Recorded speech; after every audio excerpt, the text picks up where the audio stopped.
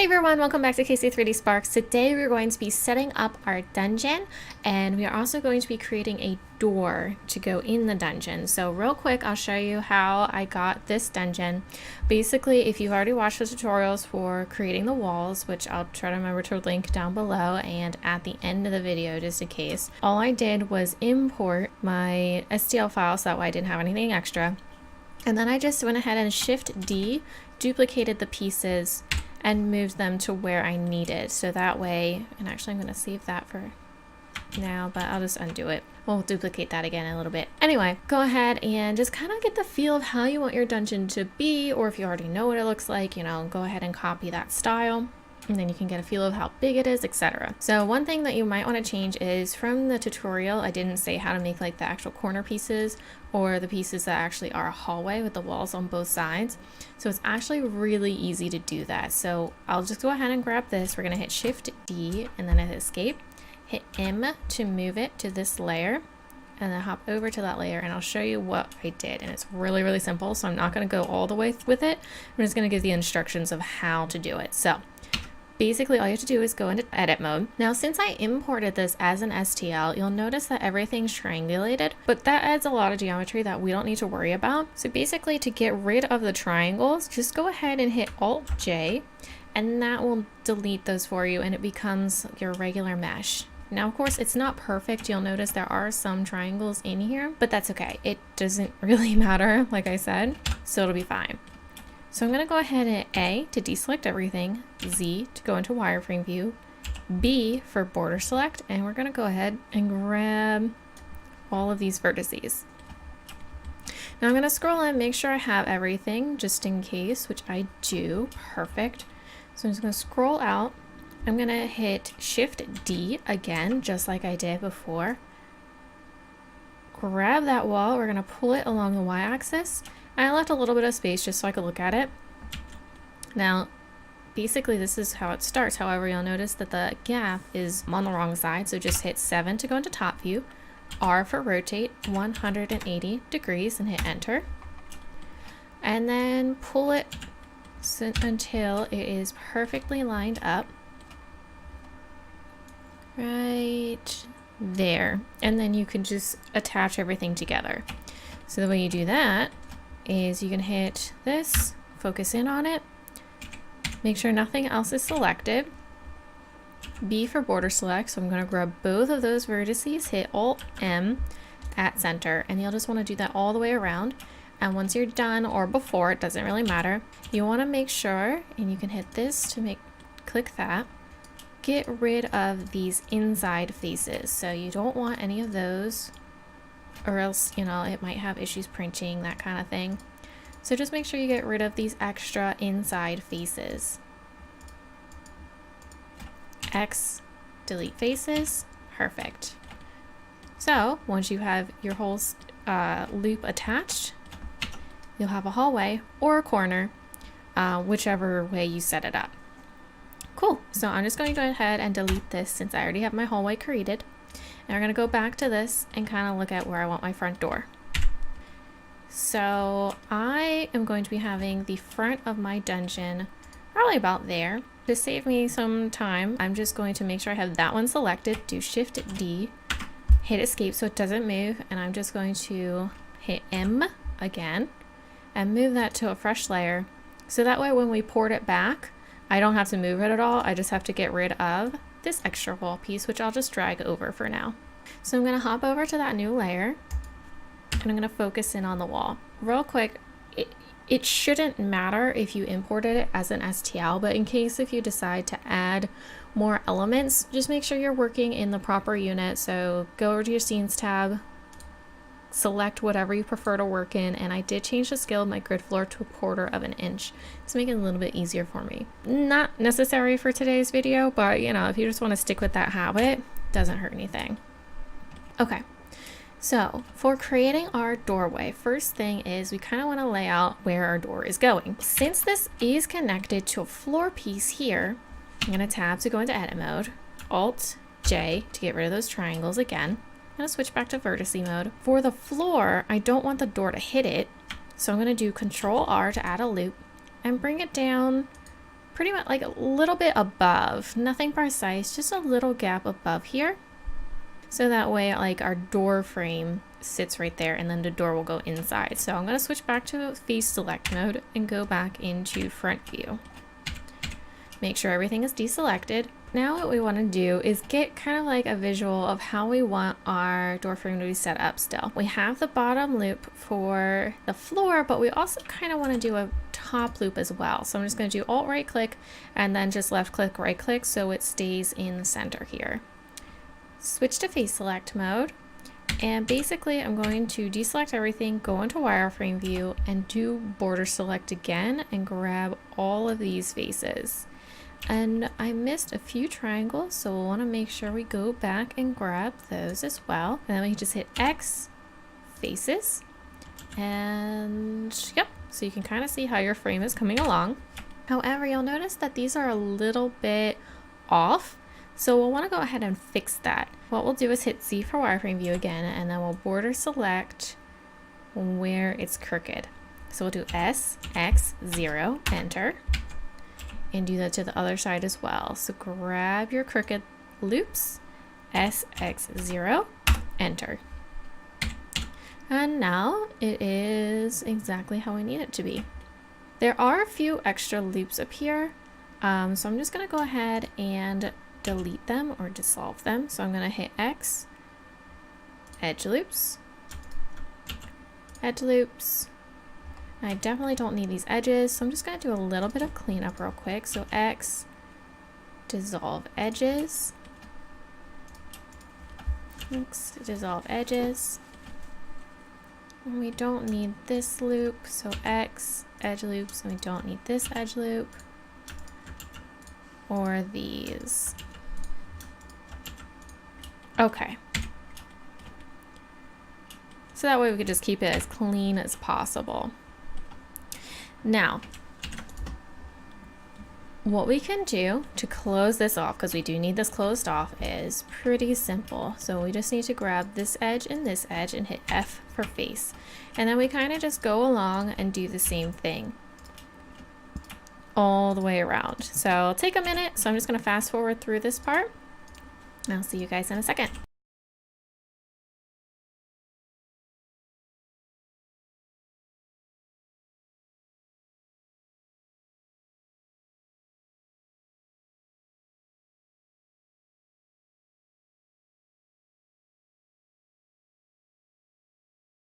So now at this point you should have all of your faces closed up, and I'm just kind of looking at mine to make sure I did get everything, and it's looking pretty good.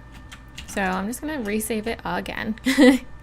Now, one of the things that's optional before you put your door in is kind of add another layer to this. So you could either extrude it as is, maybe thin these out a little bit, or you could add loops here, there, and probably not one across the top, but you would want to go ahead and just grab these, those, and these, and you could extrude them out if you want to make like a separate stone molding piece. Now, the only problem with that is they're the exact same size as the others.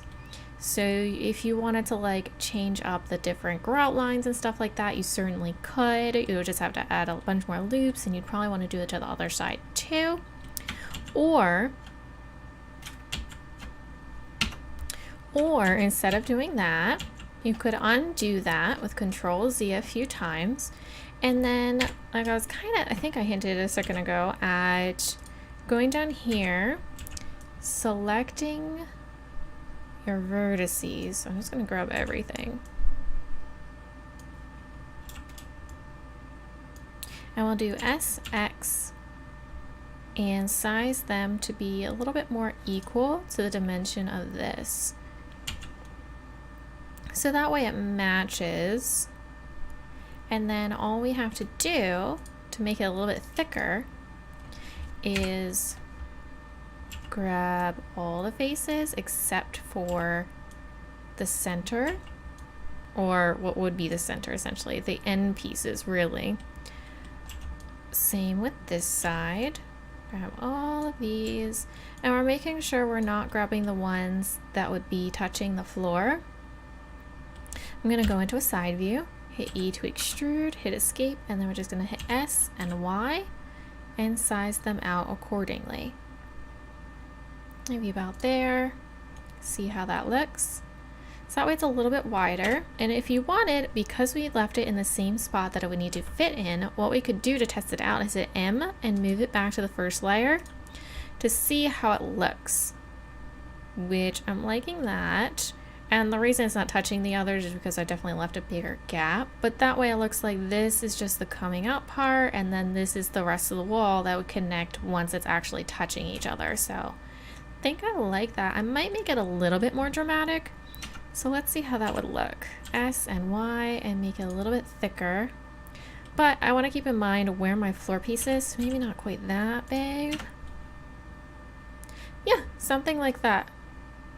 I like that. Okay, so I'm going to move this back to our layer and continue working on it. We can go ahead and start working on our door.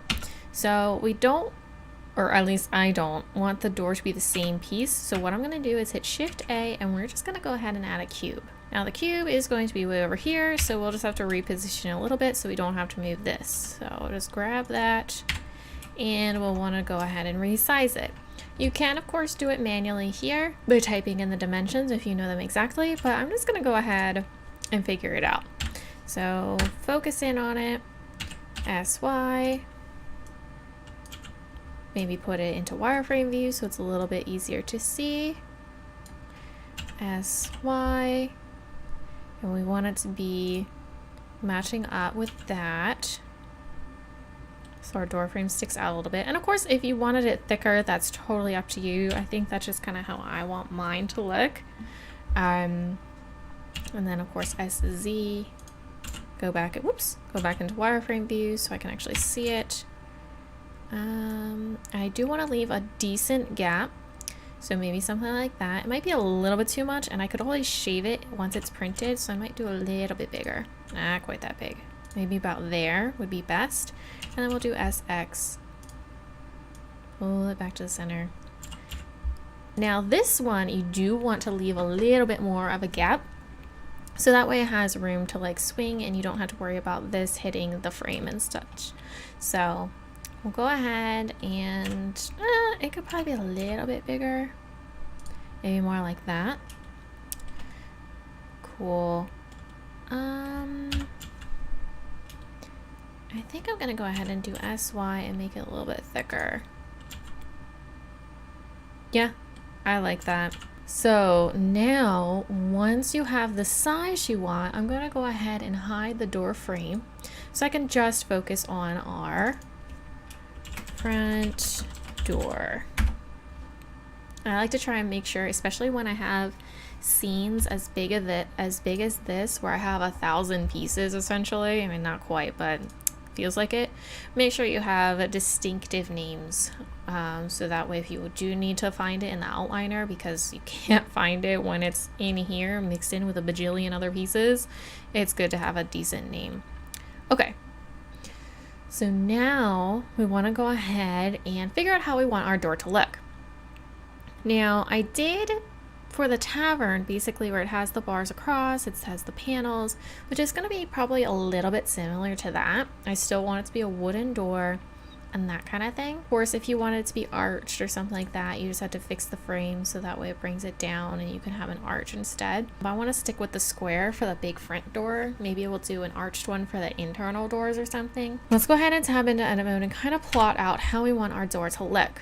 So like I said, I want it to still be wooden, so I'm going to go ahead and add maybe 2 loops, so we have 3 wood planks.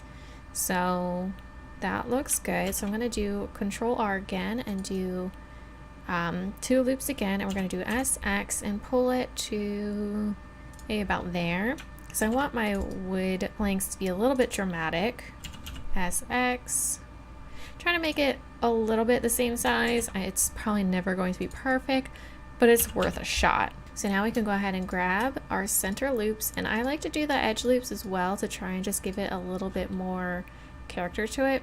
And you'll want to make sure you get the back as well, because the alt right click doesn't always work for getting the whole loop on the actual edges. So I'm gonna go probably into top view would probably be our best bet, and we're gonna do S and Y and bring that in pretty drastically. Give that a nice dramatic look. And of course, if you wanted to do smaller panels, go for it. I wanted mine to be kind of like really thick and heavy looking. So I chose the 3 to make it look like a very old dungeon door, castle, whatever. Anyway, before I get into too many descriptions, and I want to go ahead and add in some other details as well. So I think for this part, I think we did the bars for the tavern. So instead of doing the bars, it'd be cool to get an actual shape. So if we did like the almost arrow type metal piece, I think that would be very cool to boolean on there. Let's go ahead. We're just going to scooch over here, do Shift A, and we're going to do it from a curve. And we'll start with a Bezier curve. So go ahead, focus in on the curve. Oh, it's all the way back over here. Perfect. That works too. So we'll just focus in on that, and we're going to tab into edit mode. And if you've never worked with curves before, but you have worked in Illustrator, it's very similar to the paths in Illustrator. So go ahead and use, these are the main vertice points, but then they have these handles which can control the curves. So basically, whenever I'm moving anything, I'm basically just grabbing it with right click and then hitting G to move it around. And you can resize it to make it any different kind of shape that you want, essentially. You can of course use R as well if you wanted to do it a little bit more precise, but really you just got to find your own rhythm to it. I'm gonna hit E to extrude, and that'll give me a whole new piece, and this actually is almost perfect. Let's go ahead and rotate this maybe like that. E to extrude, rotate it to start getting our like arrow piece created.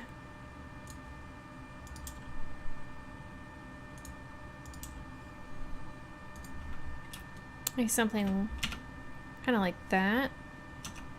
This part's a lot bigger though, so I'll probably E to extrude and just draw that back. And then I need to bring this up. So now that I have half of my shape essentially created, because I don't have to go ahead and try to mirror it on the other side, what I'm going to do instead is duplicate it just in case I want to change it later. But then we'll go ahead and do Alt-C and do Mesh from Curve. Tab into edit mode, and that will give us this very intricate mesh. So what we can do with that is go over to your modifiers tab, add a mirror modifier. Since it's just the vertices, you're probably not going to see anything. So what you'll want to do is select everything, hit E to extrude, and go ahead and pull it up. And you'll notice, okay, that's on the wrong axis. So we're going to uncheck X and try Y. Y, perfect. That's the one we want. However, you'll notice our normals are on the wrong side. So I'm going to push this down instead of up. So our normals are facing outwards instead of inwards. Perfect.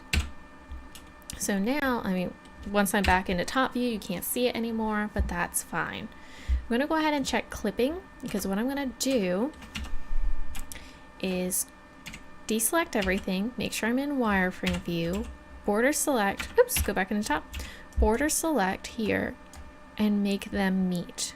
So that way once it's meted, it will go ahead and attach. So that way there's no moving that on accident.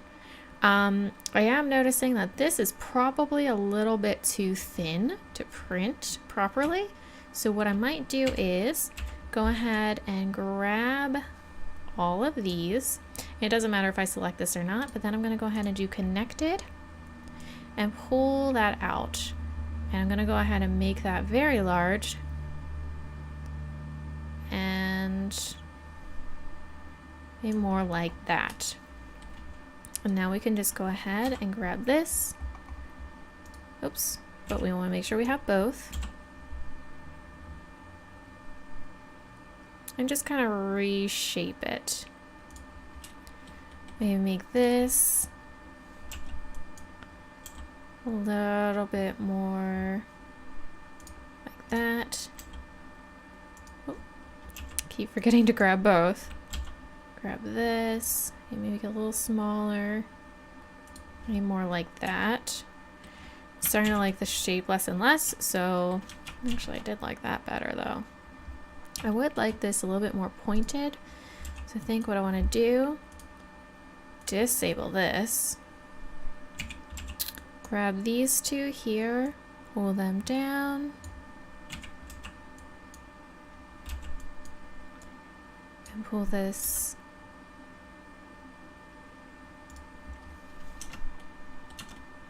That's not bad. Okay.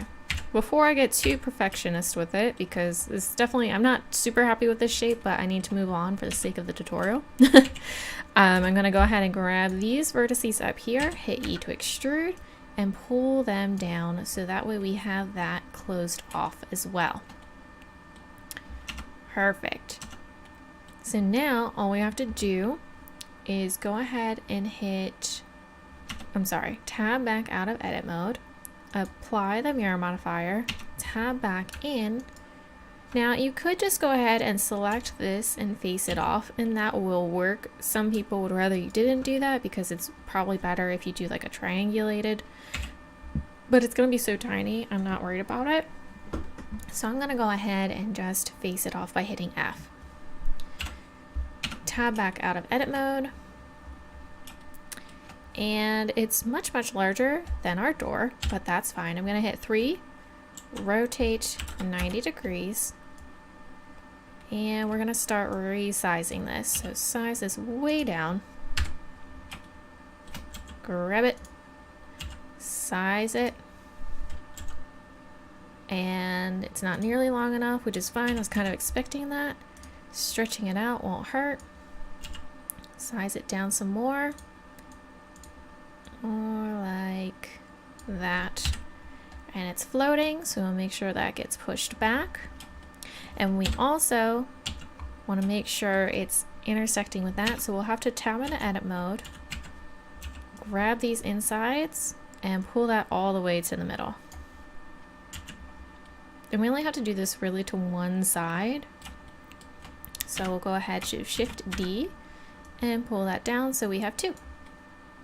And of course, if you wanted, you could add some rivet bumps if you're interested as well, but I think I'm happy with just that because I'm thinking my printer's not going to be able to show that level of detail. So all I have to do now is go over here, add modifier, boolean, union. Whoops. You can, of course, just select it and go to wherever your thing is, but I'm going to use the eyedropper tool, hit apply, do the same thing. I could have copied it, but too late. Apply, hide them. Looks good. Tab into edit mode, make sure there's nothing extra. Perfect. It seemed off just like we needed it to. So there's our door. We can unhide our frame and check it out. So the only thing now that we need is a mechanism to allow our door to swing. So of course, if you wanted to do that after the fact, you could print it out as is. I don't know how you would do that. If you have an idea, better suggestion, let me know if you would do that after. But the way I've been doing it for printing is tab into edit mode, and we're going to essentially create a little peg for this to swing on. So we're going to tab, I was already tabbed in. Tabbed in edit mode, do R, and I'm going to do 2 loops.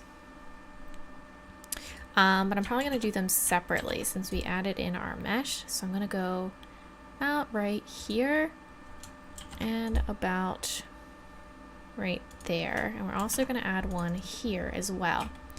So that way we'll go into top view and we can grab each of them and do SX to try and start making it a little bit more round.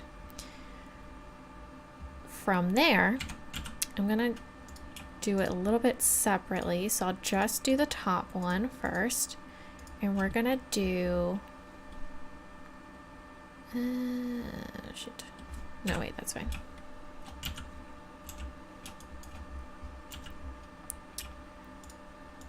E to extrude and size that in, especially along the Y.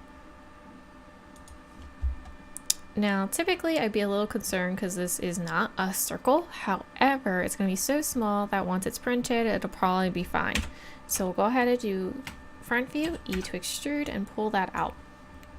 Now, before I do the copy it to put on the bottom, I'm going to look at the frame and see how deep that goes. Not very deep, so we're probably going to put that right about here. And if it's too long, we can always cut it once it's printed. I'd rather it have too much plastic on it than be too short, because it's much easier to just cut off the excess plastic. So I'd always make it a little bit longer than recommended. So that way it's much easier to fix once it's printed out. So let's go ahead, do the bottom really quick. Hide that door frame again. E to extrude, size that in, size along the Y, and they don't need to be the exact same as the top on the bottom because the holes are going to be different anyway. E to extrude, pull that down. Now I'm not going to make it so long that it surpasses the actual floor, but that works. So now we can right click on our frame, tab into edit mode, and take a look at where the peg sits. We can go ahead and already see that this line will probably work for us. We'll do a Control R right there, and we'll do a Control R here. And we'll go ahead and select those two faces, and we'll do E to extrude, size that in. And I'm going to deselect these two because they're pretty much fine, and we can just select, size that in just like that. Select them back, go back into front view, E to extrude, and we'll just go ahead and bring those down just like that. Do the same to the top. So I'll go ahead and add a loop here. Add a loop right there. And we already have a loop going across, so that works perfectly. Grab the vertices that you need. Right there. I'm going to hit E to extrude and just size that in. Actually, we don't really need to do that, do we? We can just go ahead and size that in as is. And select that one. Size that in, and size that along the Y. There we go. E to extrude, go into front view, and bring that all the way there. Right there. Beautiful. Okay, so somehow my thing stopped recording, but basically all I added after that was some materials, and I added the handle, but the handle was super easy. All you had to do was add in 2 loops here. We extruded that so there was a little faceplate for the handle, and then once we were out of edit mode, we booleaned on a cylinder and a torus to create the circle handle, and we just did that on each side. So sorry, I don't know what happened, why it stopped recording, but basically, hope you guys liked this video. I did not mean to hit rendered, I meant to hit material. I just wanted to see, so you guys could see, so it's not all washed out gray, a little bit of color to it, see how it look on the dungeon. But I'm really hoping that you guys liked this video. Let me know if you have any requests for things that you would like to see pop up in this dungeon, or just any questions about this video in general. But other than that, don't forget to like and subscribe so that way I know you guys like this video and series, and I'll see you guys next week.